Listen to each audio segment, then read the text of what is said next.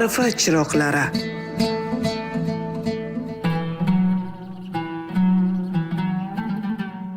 Bismillahirrohmanirrohim. Assalomu alaykum eshitilishimizning qadrli muxlislari, aziz opa-singillar. Yana bir ma'naviy diydor, ma'rifat muloqoti bilan huzuringizdamiz. Ayni daqiqalarda barchangizni ma'rifat chiroqlari eshittirishida Qur'oni Karimda ayollar mavzusida kelgan oyat va hukmlar turkumidan berib borilayotgan navbatdagi suhbatimizni tinglamoqqa chorlaymiz.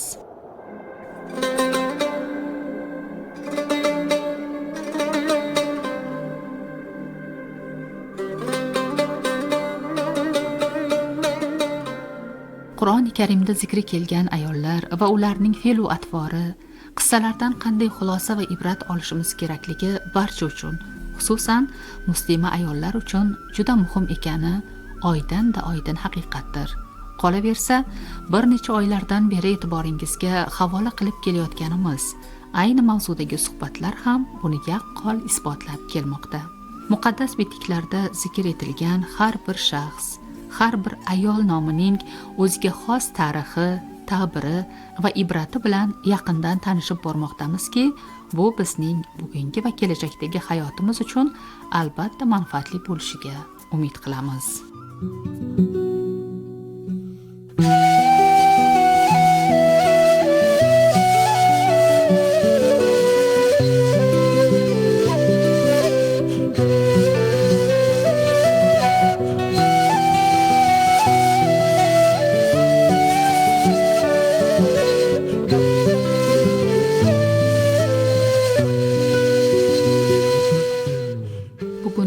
Ayni mavzudagi suhbatimizni davom ettirish uchun mavzu bo'yicha doimiy hamkorimiz Odinaxon Muhammad Sodiq biz bilan birgalar. Odinaxon, assalomu alaykum. Yana bir ilm darsi minbarida sizni xush ko'rdik. Bismillahirrohmanirrohim. O'zining aziz kitobida ummatlarga qissalarni vorid qilgan Alloh taologa hamd va sanolar bo'lsin. Bu qissalarni mazmunini sharaf bilan ummatlarga yetkazib bergan Rasul Akram alayhissalatu vassalamga salot va durudlar bo'lsin. Assalomu alaykum va rahmatullohi va barakatuh. O'tgan suhbatimizda Sulaymon alayhissalom va Malika Bilqis qissasidan o'zaro maslahatlashish ilmi, odobi va insoniyat hayotidagi beqiyos o'rni haqidagi xulosalarni, ibratlarni tingladik. Ayni masalada payg'ambarimiz sallallohu alayhi vasallamning tutgan yo'llari, u zotning o'z sahobalari bilan juda ko'p masalalarda, xususan islom fathi uchun olib borilgan janglarda maslahatlashib ish ko'rganlar haqidagi tarixiy rivoyatlarni tingladik. Payg'ambarimiz sallallohu alayhi vasallam o'z sahobalari bilan yana eng ko'p qanday masalalarda mashvarat qilar edilar? Bu haqida rivoyat qilingan yana qanday hadislar bor? Hop, yana bir o'rinda shu janglar orasida ko'proq mashvarat bo'lgan hodisalarni keltiryapmiz. Bu g'azotlarning orasida Ahzob g'azoti, ya'ni Handaq g'azoti ham bor. Handaqda Madina-i Munavvara atrofiga chuqur qazib, Madina-i Munavvarani dushmandan himoya qilishgan. Mana shunaqa chuqur qazish musulmonlarda bilingan narsa bo'lmagan, ko'rilgan narsa bo'lmagan. Ular uchun bu narsa yangilik bo'lgan. Sahobalardan Salmon Farisiy roziyallohu anhu Fors millatiga mansub bo'lganlar va ularda bu ish amalga oshirilar ekan. Ya'niki o'sha yashab turilgan tomonni atrofida chuqur qazib, urushlarda himoya vositasida ishlatish maqsadida shunday amaliyot qo'llanar ekan. Ana shu mashvarat qilinganda Salmon roziyallohu anhu shuni maslahat berganlar va bu Allohning izni bilan nusratga sabab bo'lgan. Rasululloh sallallohu alayhi vasallam dushmanlarni to'planib kelayotganini eshitgach, sahobalarni chaqirib maslahat soldilar. Ularning qarshilariga chiqaylik desalar imkon yo'q. Dushman haddan tashqari ko'p. Ularning Madina-i Munavvaraga kirishlariga ham yo'l qo'yib bo'lmaydi. Xoin Yahudiy qabilasi Banu Qurayza ichkarida turib dushmanlarga yordam berishi mumkin. Nima qilish kerak? Shunda sahobalardan Salmon Farisiy roziyallohu anhu Madina-i Munavvara atrofida handaq qazishga maslahat berdilar. Chunki forslar urushlarda shunday uslub qo'llar edilar. Rasululloh sallallohu alayhi vasallam bu fikrni qabul qildilar. U zot hammani handaq qazishga chorladilar. Bu ishda Rasul Akram sallallohu alayhi vasallamning o'zlari shaxsan ishtirok etdilar. U zot ham musulmonlar ham astoydil ishlab holdan toydilar. maslahat mavzusida batafsil gapirish, ikki dunyo saodatiga erishmoq yo'lida maslahatlashib ish ko'rmoqning nihoyatda katta o'rni borligi juda qadim zamonlardan to bugungi kungacha ham o'z isbotini topib kelmoqda. Bu mavzuni biz avval Sulaymon alayhissalom qissasidan boshlagan bo'lsak, keyinchalik risolat asrida ham payg'ambarimiz sallallohu alayhi vasallam hayotlari va faoliyatlari bilan bog'liq jarayonlarda ham o'rganib kelmoqdamiz. Mavzuning nihoyatda keng, qamrovli ekani alohida e'tiborga sazovor, to'g'rimi? Qarang, bizni bu mavzuni ochishimizga asosan Bilqisni harakati sabab bo'ldi. Ya'ni Qur'onda zikri kelgan qavmiga maslahat solgan edi.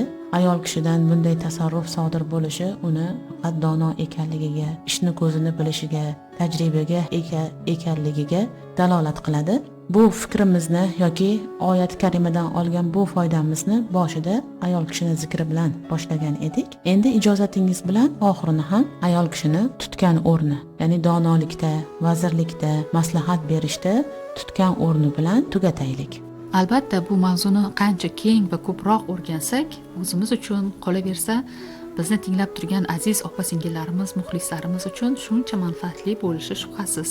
Mana shunday vaziyatlardan biri Hudaybiya sulhida bo'lgan. Payg'ambarimiz sollallohu alayhi vasallamning hayotlarini o'qib o'rgangan odamlar bu hodisalarni har birini yaxshi bilishadi. Payg'ambarimiz sollallohu alayhi vasallam Madinaga hijrat qilib ketganlaridan keyin, uzoq yil u yerda turganlaridan keyin bir muddat o'zlarini sahobalari bilan birgalikda yo'lga chiqib, Makkaga qarab yuzlanishadi.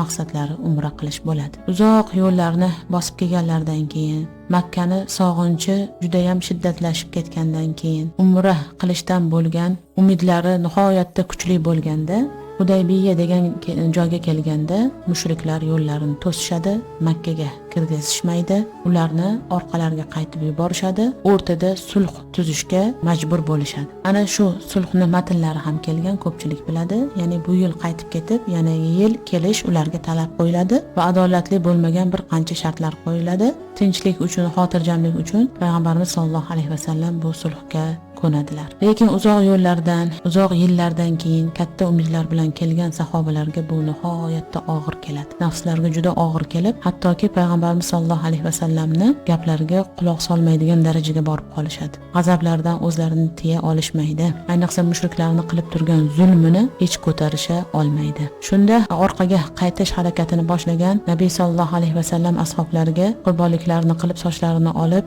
ihromdan chiqib, qaytish taraddudini ko'rishga buyruq qilganlarda ular quloq solishmaydi va payg'ambarimiz sollallohu alayhi vasallam nihoyatda g'azablanib ketadilar. Mana shu yerda ayol kishining o'rni aralashib masala hal bo'ladi. Bu ham bo'lsa Ummu Salama roziyallohu anhoning maslahatlari. Ulamolarimiz u kishini shaxsiyatlarini va bu donolik bilan qilgan tasarruflarini o'ta qadrlab, hattoki vazirlik martabasini ham berganlar va ummatni halokatdan qutqarganlar degan xulosani ham berganlar.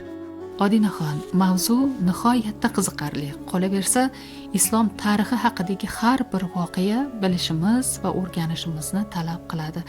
Ayni fursatdan foydalanib, ushbu qissani yana ham batafsilroq bayon qilib bersangiz, balki payg'ambarimiz sallallohu alayhi vasallamni mol va davlatlaridan, hatto o'z jonlaridan ziyoda ko'rgan sahobalarning bunday qilishlarida ham Allohning bir hikmati bordir. Ularning o'zlarini bunday tutishlari payg'ambarimiz sallallohu alayhi vasallamga qanday ta'sir qilgan edi? Payg'ambar alayhissalom fig'onlari falakka chiqib chodirlariga Ummu Salama onamizning oldilariga kirdilar va bu qavm halok bo'ladi. Bulardan oldin o'tganlar ham o'z payg'ambarlariga bo'ysunmay halok bo'lishgan edi dedilar. Odamlarning sarkashliklarini, adashayotganliklarini gapirib berdilar. Ummu Salama onamiz u zotni ochiq chehra, muloyimlik bilan kutib olgan edilar. So'zlarini xotirjamlik bilan tingladilar va mana shu yerda biz ayollarga nihoyatda katta dars bor. Ayollar imkoniyatida nima bor? Mana shunday tadbir qilishlarga ular qodirlar. Ya'niki shunaqa qaltis vaziyatlarda hissiyotga berilib ketib yoki umuman bee'tibor bo'lib o'tirmasdan, balki aql bilan, zakovat bilan tasarruf qilish kerak. Juda ham qaltis holat turibdi. Makkaga kira olishmadi. Mushriklarni dushmanligidan bir ma'noda hozir omonlikda turishibdi, sulh tuzildi, lekin payg'ambarimiz sollallohu alayhi vasallamga musulmonlar quloq solmay qo'yishyapti. U zot ham o'z o'rnida g'azablanib ketdilar. Ana shunday holatda birinchi o'rinda eng munosib shaklda to'g'ri yo'lni tutib Habibimiz sollallohu alayhi vasallamga jon dildan quloq soldilar. Xotirjamlik bilan, o'zlarini xotirjam tutgan holatda, mehr bilan, e'tibor bilan u zotning shikoyatlarini eshitdilar. Eshitib kifoyalanib qolmasdan, balki tariximiz ko'rgan eng go'zal maslahatlardan birini berdilar. Ey Allohning rasuli, o'zingiz bilasiz, sahobalaringiz Makka-i Mukarramani nihoyatda sevadilar. Ko'pdan buyon ziyorat qila olishgani yo'q. Hozir hammalari ziyorat qila olishlariga to'la ishonib turgan edilar. Ka'bani tavof qilmasdan qaytish ular uchun juda ham og'ir. Agar ko'zlagan ishingizni qilishingiz zarur bo'lsa, chiqingda ulardan birortasiga bir og'iz ham so'z aytmasdan atagan tuyangizni so'ying. So'ngra sartaroshingizni chaqiring, sochingizni olsin, hammasi joyiga tushadi dedilar. Endi ikkinchi mulohaza qiladigan jihatimiz, maslahat berayotganlarida ana shu qavmni ruhiy holatini tushundilar. Uni his qildilar. Ayol kishiga Alloh taolo shunday qalbni, mehrni bergan, bunday o'rinda insonlarning qalbini tushuna oladi. Ular tushib qolgan holatni tushuna oladi. Musulmonlarni yomonlamadilar. Ulardan shikoyat qilmadilar, balki ularning holatini payg'ambarimiz sollallohu alayhi vasallamga tushuntirib, o'rtada isloh qilishni tadorigini ko'rdilar. Haqiqatda ana shu tushkunlikka tushib qolishganda, buni sezgan hassos qalb sohibasi payg'ambarimiz sollallohu alayhi vasallamga chiroyli mehr bilan tushunadigan uslubda buni yetkazdilar. Va uchinchi o'rin payg'ambarimiz sollallohu alayhi vasallamga yo'l ko'rsatdilar. Hozir balki tortishishni foydasi yo'qdir, ularga qattiq gapirishni foydasi yo'qdir, yoki ularni aqliga xitob qilishni foydasi yo'qdir. Agar aqliy xitob qiladigan bo'lsak, ular hozir hissiyotda turishibdi. Shuning uchun boshqacha bir munosib yo'l ko'rish kerak. Ularga gapirib o'tirmasdan sekin chiqib, o'zingiz qurbonligingizni so'ysangiz, sartaroshingizni chaqirib sochingizni olsangiz, bu ko'rganlari ularga gapdan ko'ra boshqacharoq ta'sir qiladi deya aytdilar.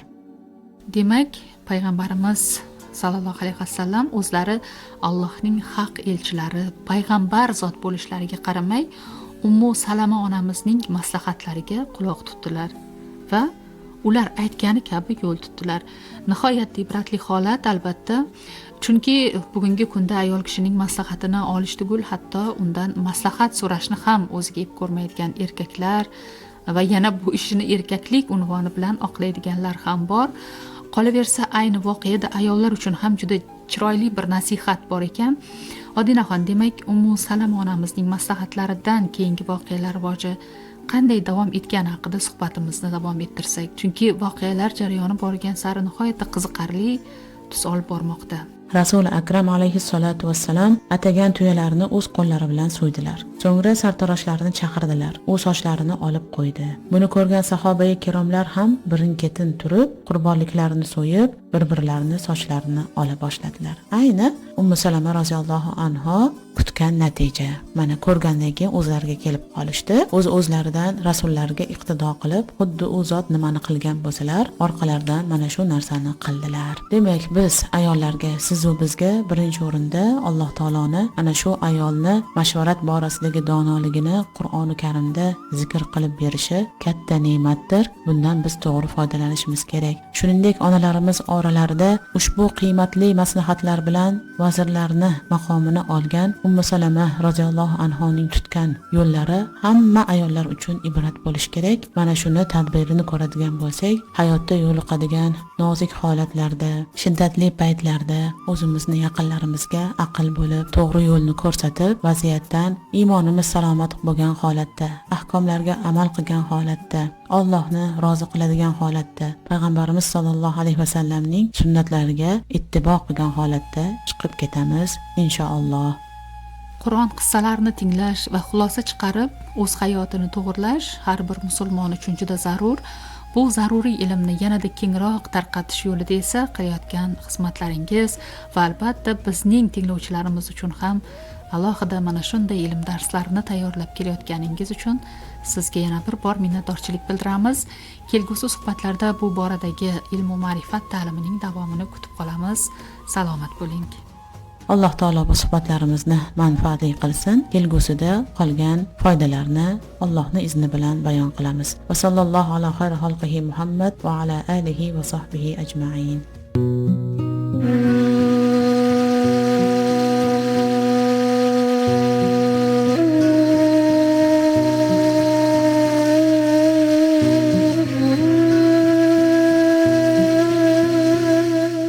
Hazrati Ali raziyallohu anhuning maslahat va kengashish ahamiyati haqida shunday marhamat qilganlari rivoyat qilinadi. Kengash ham hidoyatning bir turidir va kimki faqat o'z fikriga qanoat qilsa, o'zini xatarga soladi. Aziz tinglovchilar, qadrli opa-singillar, Alloh hayotingizni ikki dunyoda xavf va xatardan himoya qilsin.